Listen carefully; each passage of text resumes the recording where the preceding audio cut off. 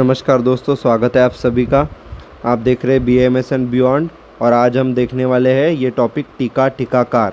तो आज का ये वीडियो बहुत छोटा सा वीडियो होने वाला है और ये टॉपिक इम्पॉर्टेंट है। संहिता अध्ययन में आपको इस पे MCQ देखने को मिल सकता है। उसके साथ साथ ही संस्कृत एवं आयुर्वेद इतिहास में जो संस्कृत का पेपर 2 है उसमें भी आयुर्वेद इतिहास के सेक्शन में MCQ में आपको ये देखने को मिल सकता है। साथ ही साथ आपको PG में भी ये इम्पॉर्टेंट है PG के लिए। तो चलिए without wasting any time let's get started. तो हमारा टॉपिक है टीका टीकाकार। तो आप बोलोगे टीका टीकाकार क्या मीनिंग है इस चीज़ का। देखो, टीका यानी कमेंट्री और टीकाकार यानी कि कमेंट्री करने वाले। तो अब आप मुझसे पूछोगे कि यहाँ पर क्रिकेट का थोड़ी मैच चल रहा है कि हम कमेंट्री की बात करेंगे। तो मैं बताता हूँ, रुको, ये क्रिकेट की मैच की कमेंट्री की बात नहीं हो रही है। बात ये हो रही है कि देखो, हमारे आचार्य सुश्रुत ने सुश्रुत संहिता रची, आचार्य वाग्भट ने अष्टांग हृदय की रचना की। तो ये ग्रंथ थोड़े प्राचीन ग्रंथ हुए। उसके बाद जैसे जैसे समय आगे आगे बीतता गया वैसे वैसे लोगों को यहाँ पर समझना कठिन होता गया।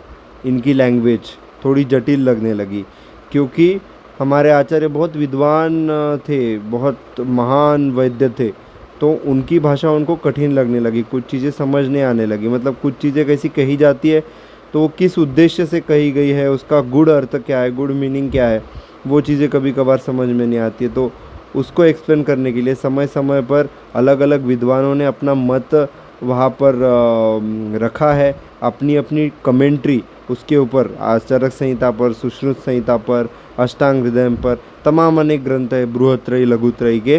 तो उन्होंने क्या किया कि उसको आसान करने के लिए उनका स्वयं का मत कि उनको क्या लगा कि आचार्य ने यहाँ पर क्या कहा है, तो उन्होंने उसको एक्सप्लेन किया अपने तरीके से कि उनको क्या समझ में आया और उनको क्या लगता है कि यहाँ पर आचार्यों ने क्या कहा होगा। इसका अनुमान करते हुए समय समय पर अनेक टीकाकारों ने अपनी टीका लिखी। ठीक है, तो अब टीका में क्या है कि हम गारंटी नहीं ले सकते कि आचार्यों ने जो कहा है वही टीकाकार सक्सेसफुली वहाँ पे कह पाए हो, क्योंकि अनुमान का एक्यूरेसी 100% नहीं होता है। ठीक है, तो कुछ टीकाकारों ने बढ़िया काम किया है और कुछ टीकाकारों से यहाँ पर त्रुटि भी हुई है। तो अभी हम टीकाकार का टेबल पढ़ेंगे। तो देखो, पहला कॉलम है हमारा टीकाकार, मतलब कमेंट्री करने वाला, उसका नाम। उसके बाद टीका, तो मतलब उसने जो टीका लिखी उस टीका का नाम है। टीका मतलब ग्रंथ ही हुआ। कमेंट्री उसने लिखी कहाँ पर लिखी, ग्रंथ में लिखी, बुक में लिखी, तो वो ग्रंथ क्या हो गया इस सेकंड कॉलम में। उसके बाद संहिता, किस संहिता पर उसने टीका लिखी। मैंने बोला ना, संहिता को आसान करने के लिए टीका लिखी जाती है, तो किस संहिता पर उसने लिखी। उसके बाद उसका समय काल क्या रहा, मतलब कौन सी शताब्दी में वे हुए, और उसके संबंधित अन्य इन्फॉर्मेशन, अन्य माहिती जो हमें वहाँ पर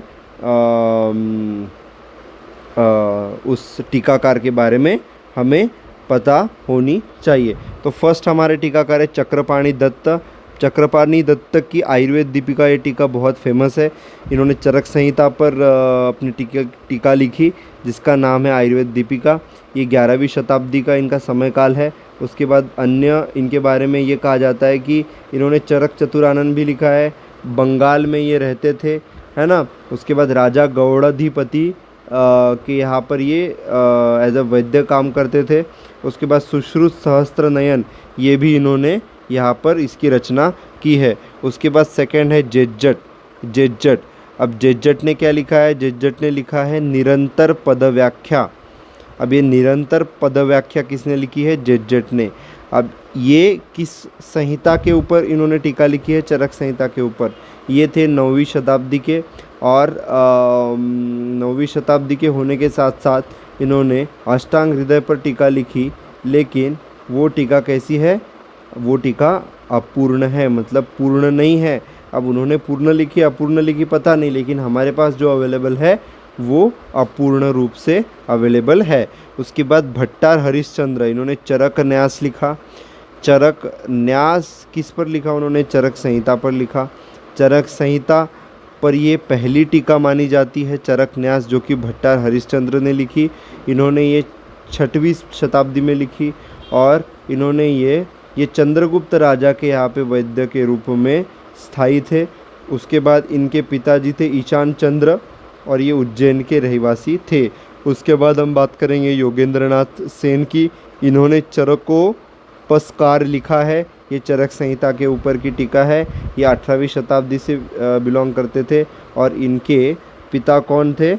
इनके पिता थे द्वारकानाथ सेन, कलकत्ता से ये बिलोंग करते थे, कलकत्ता से। ठीक है, योगेंद्रनाथ सेन के बाद हम आ जाते हैं शिवदास सेन के ऊपर। शिवदास सेन ने तत्व प्रदीपिका ये नामक टीका लिखी, और ये टीका इन्होंने चरक संहिता पर लिखी। ये 15वीं शताब्दी से थे। हाँ, हम बात कर रहे थे शिवदास सेन के बारे में। तो शिवदास सेन ने तत्व प्रदीपिका लिखी, ये चरक संहिता के ऊपर होने वाली टीका है। ये 15वीं शताब्दी से बिलोंग करते थे, और 15वीं शताब्दी से बिलोंग करने के साथ साथ इनके पिता अनंत दास सेन थे।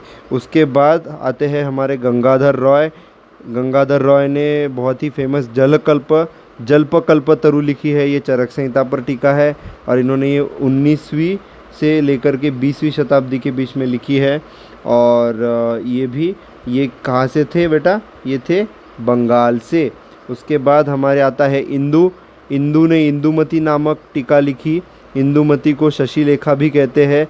इंदु नामक ये जो ग्रंथकार है, टीकाकार है, इन्होंने इंदुमती नामक टीका लिखी, इसी को शशिलेखा भी कहते हैं। इन्होंने अष्टांग संग्रह पर टीका लिखी। अष्टांग संग्रह एक संहिता है।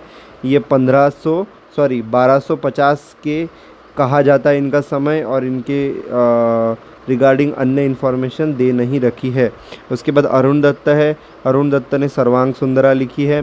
सर्वांग सुंदरा अष्टांग हृदय पे है, और ये 13वीं शताब्दी के थे, और इनके पिता का नाम था मृगांक दत्त। उसके बाद हम बात करेंगे हेमाद्रि की। हेमाद्रि ने लिखा है आयुर्वेद रसायन। हेमाद्रि टीकाकार, इन्होंने टीका लिखी आयुर्वेद रसायन। ये टीका इन्होंने लिखी अष्टांग हृदय पे, और ये 13वें शतक से थे। और इनके पिता का नाम था कामदेव, और ये राजाराम और राजा महादेव के दौरान वैद्य थे। तो ये था आज का छोटा सा वीडियो, इसको बिल्कुल स्किप मत कीजिए, ये इम्पॉर्टेंट है। और मैं आपसे मिलूँगा नेक्स्ट लेक्चर में। तब तक के लिए जय हिंद, वंदे मातरम।